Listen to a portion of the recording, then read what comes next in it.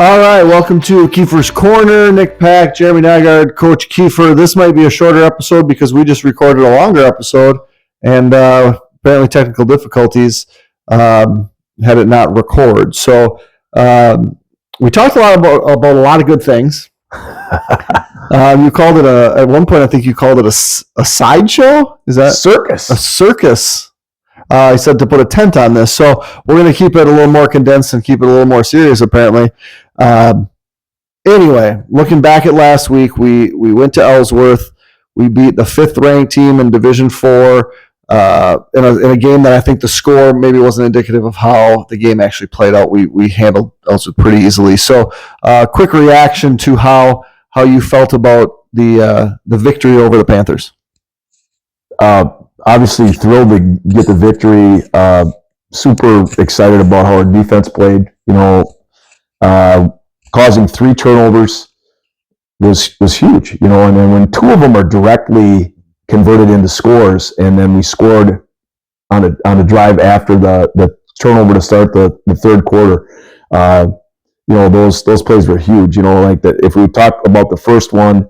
Dane Viendahl's in tight coverage, and Gavin Sell comes flying out there, and the second man in rips at the ball. Gav pops the ball up, and it goes right into Dane's hands and down the sideline. That was huge, all right? So we're up 8-0. Then I think we got an offensive score. So at half, I believe we were up 16. Then to start the third quarter, the first drive, we came out really good. I think we stopped them on first down, stopped them with a blitz on second down, and then third down, we blitzed off the edge, and Brody Everts hits the quarterback, and Gavin Sells blitzing too, and the ball pops out, and Gav recovers it, and then we went down, and 24-0 right there. That felt really good. I thought the defense played very well. We did not play Taden Holdorf on defense. He was, kind of nursing an injury a bit, and Trent Gordon stepped in. And I'll tell you one thing: Trent Gordon's a tough kid. He just did a really, really good job. Both, I thought, him and Trevor Murdoch. We did not play a very good game linebacker-wise, to be honest, against Somerset. But just talk about vastly improving. It was just really good to see. And I just felt like our kids up front, Ellsworth's good, man. They're good up front. They're big and they're physical. And I felt like our kids did a really good job. We could tackle a bit lower, and that's one of the emphases we're working on this week, trying to, tackle low. That 22, Braden Anderson's he's a low, he's a big kid, but he didn't really have any long runs. We did contain him. He had some runs that were too long, but yeah, so I was really, really happy with that. I thought offensively we were able to sustain the ball. I don't know what the time of possession was in that game. I'd be interested because I felt like we had the ball an awful lot during that game. We did move the ball. We were able to sustain drives. We didn't have a lot of explosive plays. We left some stuff out there. But it was, it's one of those games where when you get 2 defensive possession scores, those are 2 less offensive possessions you're going to get, So, yeah, I thought it was with the special teams being solid. We've talked a little bit about our kickoff returns been markedly better. Chase Ferndenzer kicking off was great. I mean, just great to have him and Wes Chapin back. Because that's an important part of the game. But Chase kicked it deep. We had a touchback. I know we trapped him inside the 21 time. That whole unit is really doing a good job. So a lot of positive stuff there. So we transition. We talk. A win is a win, whether it's 70 points against Somerset, whether it's a shutout against GET or Amory. A win is a win. So how do we translate that into an upcoming opponent which we're unfamiliar with, maybe not as familiar with, Altoona? A homecoming week, maybe a different preparation for the kids. They got a lot going on this week. What's the mentality of going into this week as how do we prepare for an Altoona team which we don't know as much about as we do most middle border conference games? Yeah, I'm going to answer 2 parts of your question. I think the first part I'm going to respond to is the thing about, this type of win. I think this type of win for us was really big because it really reestablishes that the defense is good, and you need to be good on defense ultimately to be a good team. It was a really good team win.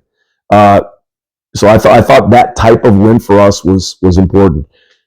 Moving on to Altoona, we've got 5 games of them this year, so we got a pretty good handle on what they're doing. They're a pretty good team. They have 2 wins. They could easily have 3 wins. They've run belly effectively on just about everybody they've played. I guess my initial thought was they were going to be kind of more of a flex bone team, but they're not doing a ton of option. They do some option. They do some midline and they do some veer, but they're actually running the belly and throwing it more, which is kind of an interesting combination. Their quarterback is very accurate, and he has some dangerous weapons. 23's fast. They have some good skill. The kid seems to throw it on rhythm. They're scary in that regard. If they can get their game, if they can get you looking in the backfield trying to stop their toss play or stopping their belly, and the kid shoots out the gate, that's a touchdown. And so you got to be disciplined. And they have some good, they're a linebacker. I really like number 54 he's a good player. I mean, they have some good kids up front. You see violence here and there up front, and this is not a team to be taken lightly. And you're right 100% when you say it's a different week for kids. Homecoming's a different week. It is. They got all kinds of stuff going on, right? And they're kids. They got many interests in their life, and that's a good thing. We want them to have those interests. But what we ask them to do is to, like when we practice, let's focus and let's be prepared for the most important thing. Our role in this homecoming thing is to win the dang game on Friday night. And, today was a practice, obviously in the week, and, we start practicing late because they have powder puff football on the field. It's just a different end of the days. I thought we were really good defensively, offensively. Yeah, we weren't as good maybe today as I'd like us to be, especially with our younger group. But, we got to practice and focus on each day because we can't waste any days because these days matter. Every day makes a difference in how good you can get by the end of the year. So I talked with the seniors a little bit, and we're going to try to, crank it up and have a really good one tomorrow, and I'm sure we will. If I'm not mistaken, the last time we played Altoona was in a crossover game where it counted as a middle border game, and we went there and really kind of laid an egg against a team that I thought at the time was not very good, but they probably weren't very good. We looked really. We struggled. I remember the game. We turned the ball over. I don't remember how many times, but we turned it over often. And that's football, right? If you're going to turn the ball over, you can lose to a team that you shouldn't lose to. That happens all the time in football. We got to continue to take care of the ball. I think for the most part, we've done a good job with that. We had 1 interception. Actually, that one was, if you throw it, it was a long pass. We had good field position, so it was, we never want to turn it over, but at least, we pinned them down. It wasn't like a pick 6 like we had against Somerset. So that's, I do have to file one complaint with Coach Keefer. We're not trying to draw them off sides. We're calling timeouts. We're letting the clock wind down. You're not going to run a play. Calling a timeout at the end of the play clock. Why not just get them to the line, have Gavin do his pointing, and then clap hard, and then call your timeout at the end if it doesn't work. I believe we got them to jump offsides about 4 times. I want more, Coach. Well, you can go to well too many times, and it doesn't become quite as effective. I don't know. I mean, your criticism is maybe warranted. Do you show every card you have every game? I don't know. It's a good question. It's a question that we'll have to see if there's an answer to. So I guess I never thought about this until just now. Like defensively, I do notice our defensive line is almost a yard back. Probably not quite a yard back, but they're back a bit. Is that for that reason in case they kind of Well, yeah, in high school football, if you break Correct. the plane, it's a penalty. So I mean, we have them back a little bit. the reason I say that because there's numerous times, and it happened in Ellsworth, where I mean we're usually midfield, and it might be ball at a 20, and we see a defensive lineman move, and of course the fans are like, "Well, it's offsides." Well, Not necessarily. we know that they're not necessarily on the ball, so if they move, they might not be. So is that strategically for that? Do you always play that way, or is it like if it's like 4th and inches? We don't align differently if it's 4th and inches. We do not. Okay. We try to teach our kids to key the ball. Okay.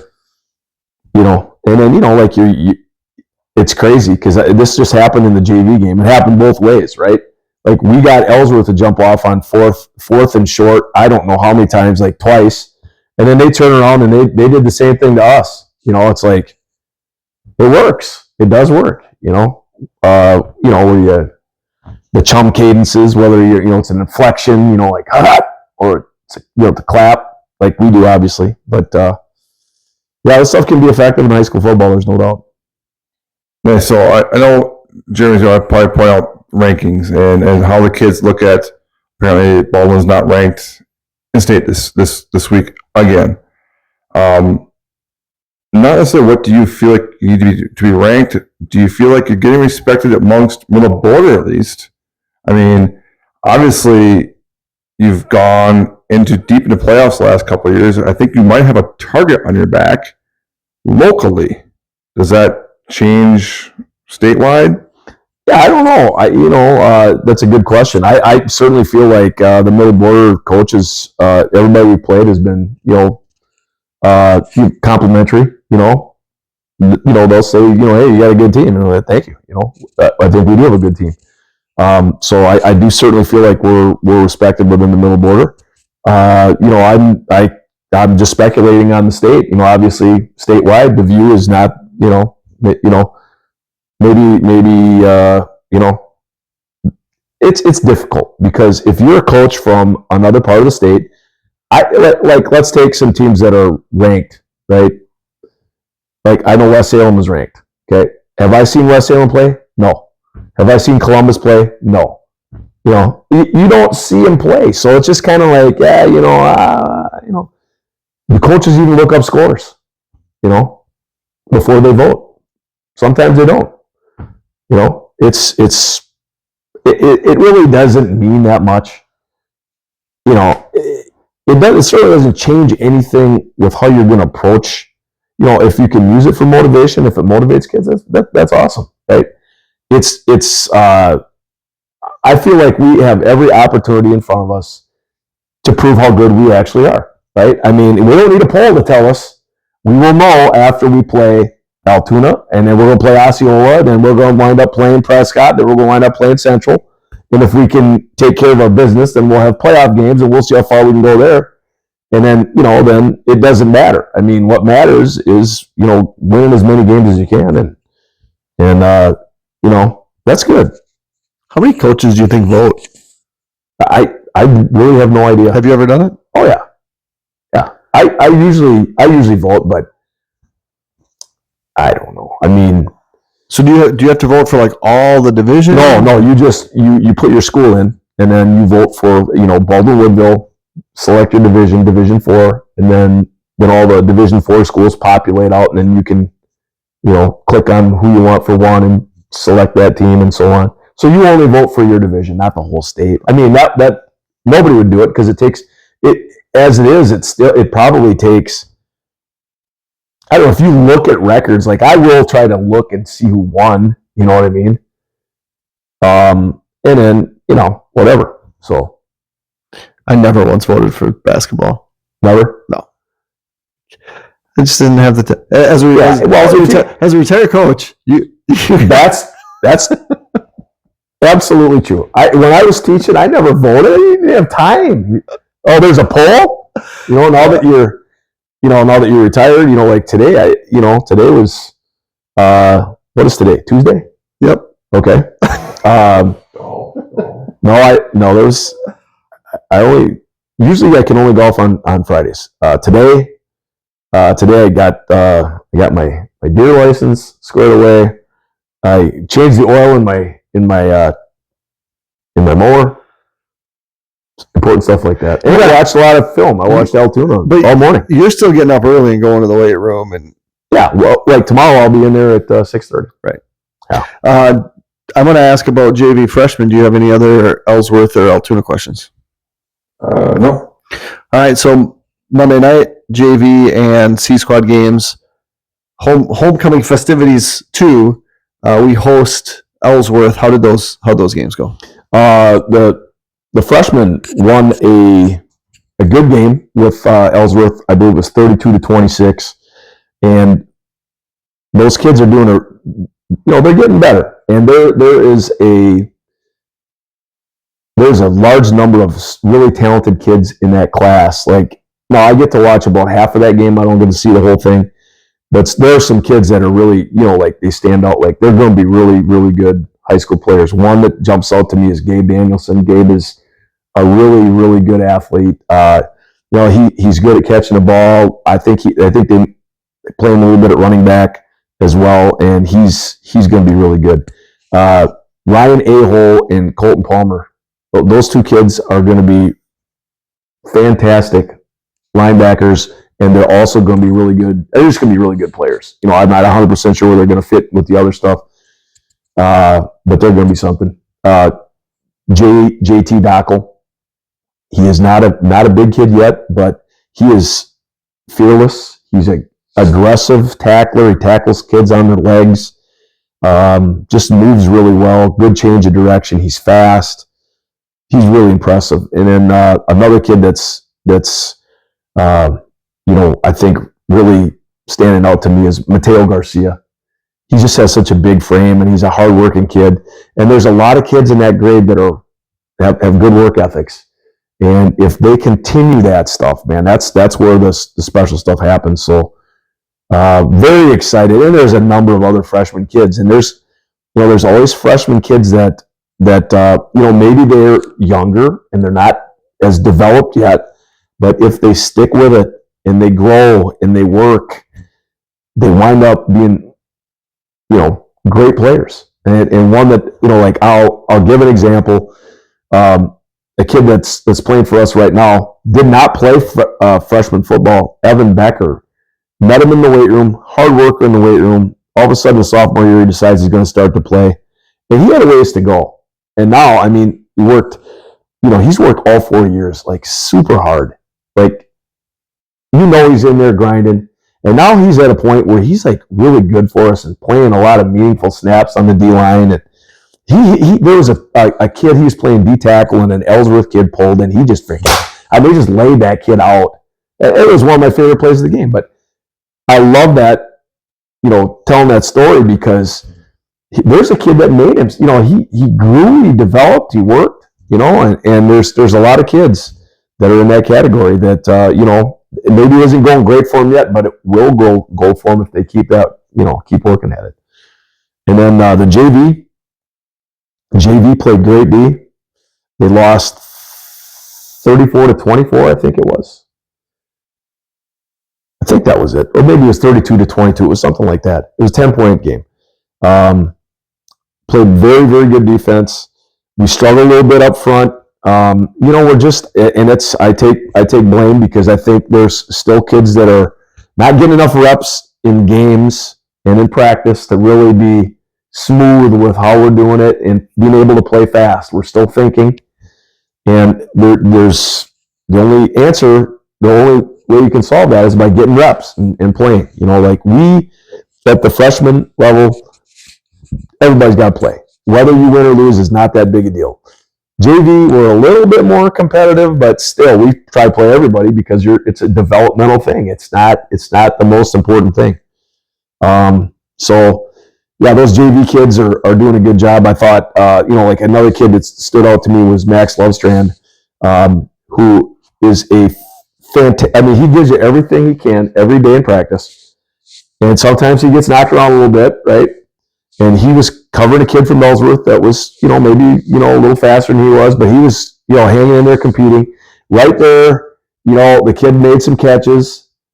But you can't get down because, man, you're going to grow and you're going to work, and that's going to change. That will change, So there's just a lot of kids that have good work ethics, and I certainly like every time I watch that Kuhn and Johansson playing, linebacker there, they're hitting people. I like Hunter Cheever. Hunter Cheever is a kid that's really, he understands football. He's a good player. He's doing a lot of good things. I like Brady Hansen. Brady Hansen does a lot of good stuff out there. Brady's a leader for that group too. I also thought that Alec Boyer, this was the first time I really saw Alec like kind of be the leader of that group. And we needed that. You were talking about, hey, I mean, we got to talk more. We got to be, think what it's like on varsity. And it's really good to see Boyer doing that because he's going to be good, man. He's got a great frame. He's a strong kid. And again, he works hard. And so I think there's a lot of stuff to be excited about with the freshmen and sophomores and that group. So Baldwin-Woodville D4, which is right in the middle of Pack, Wisconsin. This is a more probably a personal question. Do you roughly know 9 through 12 how many kids you have football? In football? Yes. Well, sure. Yeah, I think we're at about 63 kids playing football. 9 through 12? 9 through 12, 63 kids.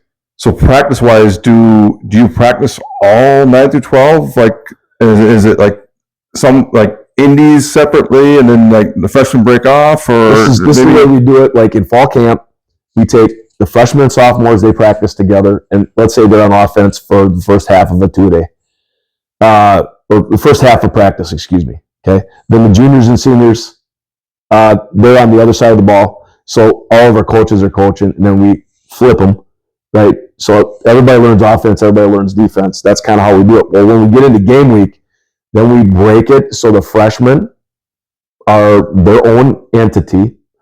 Then we take some sophomores to make sure that they have a competitive good, they can scrimmage.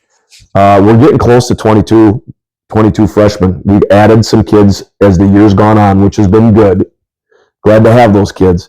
There's no substitute for numbers. That's just a fact. But we take some of those sophomores because we're afforded the opportunity that they can get reps, right? They don't get better standing watching team. They get better playing. So we'll have when we're doing our varsity, let's say it's varsity team offense, we'll have our best group we can get playing scout defense. That could be starters that are non-starters on the other side of the ball. We try to make that the best we can. Well, then there's other kids. Those other kids, we'll take them and they'll scrimmage with, when we're doing team, then a lot of times a freshman is doing team. We try to do that on Tuesdays and Wednesdays when possible. It doesn't always work out perfectly because sometimes there's different things come up. But so we generally have two separate things going. All right, let's talk a little bit about your other favorite team, the Green Bay Packers. They lose with Jordan Love to the Eagles, and then he gets hurt at the end of that game, and they replace him with a guy they acquired roughly 3 weeks ago. Yeah. And now Super Bowl? Well, I think it's premature to say Super Bowl, but you got to like what Malik Willis has done, right? You got to like what the Packers are doing defensively. I feel like they if they can run the ball like they're running it right now, and they have that stable of receivers, I think they're going to be pretty tough to defend. They're making a lot of big plays defensively. 8 sacks in the last game. I don't know. They have 3 picks in the last game, I think. Does that sound right? So yeah, I'm feeling pretty good about the old Green Bay Packers. I think things are going in the right direction. I would expect that Love will play. I think he'll play this week. We'll see. So I'm going to hand the mic over to Vikings fan Nick Pack, and this is where I don't know what's going to happen, but things might get crazy. It could. I don't know what crazy is, but I mean, if we want to go back to half hour ago, we can say that we are willing to wager a friendly wager. I always do friendly wagers, like it's $1 as a friendly wager, but this is football. It's $1. We do push-ups. Yep. So we're going to do 20 push-ups I don't even want the spread. I want to make it do 25. The loser does push-ups. Yeah, it seems reasonable. 20 push-ups, but we're going to add 5 per turnover. Only on the team that wins. So like if the Packers win, but the Vikings don't have any turnovers, Yeah. I'll do 20. Okay. The Packers win, but the Vikings have 2 turnovers, I do 30. Oh, Does that make sense? sure. All right. So let's say the Packers win, which they will, No, it won't. and the Packers turn over once, and the Vikings turn over twice. What does that mean? So Packers. So it's just so it'll be 30 then. So 20. Oh, it's just for So the it's loser. 20 for the win, Okay. and then 5 for winning team turnover. I gotcha. And that's I why got I'll throw in sacks too, because I mean the Vikings get more sacks than the Packers. Wow. Pack had 8 last week. I don't know. I mean, the Packers have a mobile quarterback. You're hitting a moving target, and then you know Sam Darnold, he's borderline statuesque. Doesn't matter if you get the ball off. Well, he better get it off, or else he's going to be wheeled off. But anyway, We love this stuff. I know. This is friendly stuff. It's yeah. No, Regardless, we'll be watching Coach Keefer be doing some push-ups next week. We won't make him wear you a Viking jersey or like that. Thanks. Will you make him wear Packers jersey? No, we're not doing that.